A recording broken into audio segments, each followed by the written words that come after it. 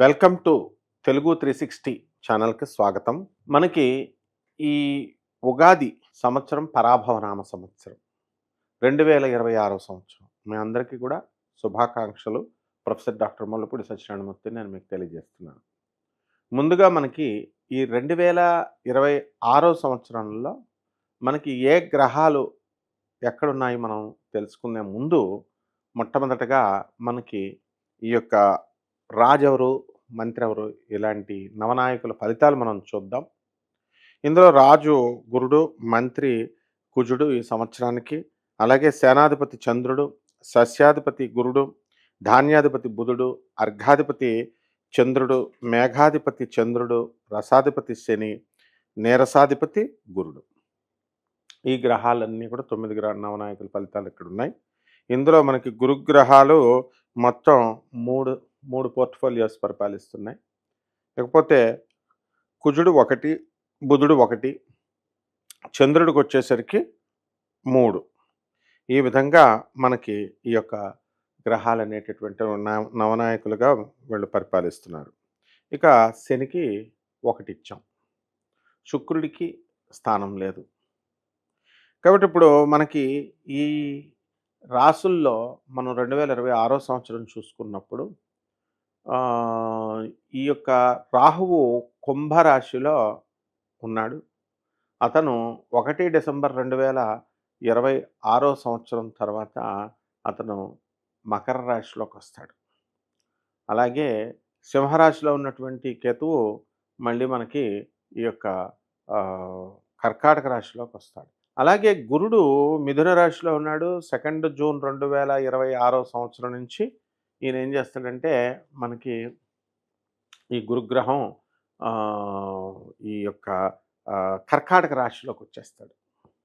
తర్వాత అక్టోబర్ 24వ తేదీ వరకు ఉండి ఆ కర్కాటక రాశిలో అక్కడి నుంచి మనకి ఈయన ఎక్కడికి వచ్చేస్తాడండి, సింహరాశిలోకి.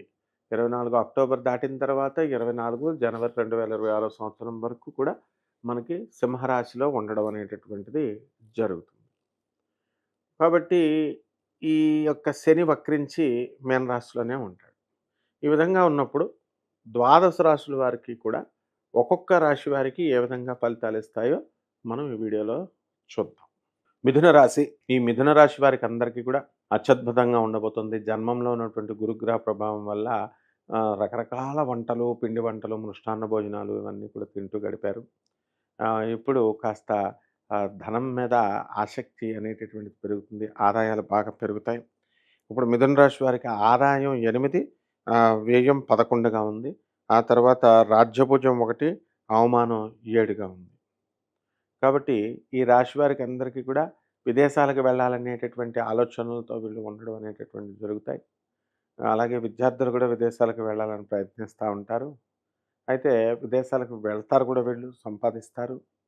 అయితే సౌందర్య పోషణ మీద ఎక్కువగా వీళ్ళకి శ్రద్ధ అనేటటువంటిది ఉంటుంది. అందువల్ల జిమ్ముల్లోనూ వీటిల్లోనూ మీరు టైం వేస్ట్ చేయడం అనేటటువంటివి జరుగుతాయి.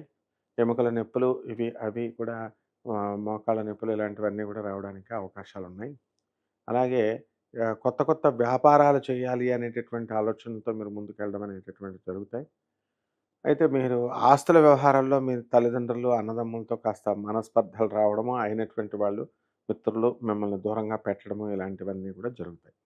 ఇక పరిహారాలు వచ్చేసరికి మిథున రాశి వారికి మనకి ఈ యొక్క రాహు బాగుండలేదు. రాహు జపం చేయండి, రాహు స్తోత్రాలు చదవండి. రాహువుకి కిలోంపావు మినుములను ఆవుపేట రంగు ఉన్నటువంటి వస్త్రాన్ని ఇచ్చి పేద బ్రాహ్మణికి దానం చేసుకోండి. అలాగే జమ్మి చెట్టు చుట్టూ ప్రదక్షిణాలు చేసుకుంటూ ఓం రాహవే నమః అంటూ జపం చేసుకోండి. బ్రహ్మాండంగా ఉంటుంది. శుభమస్తు.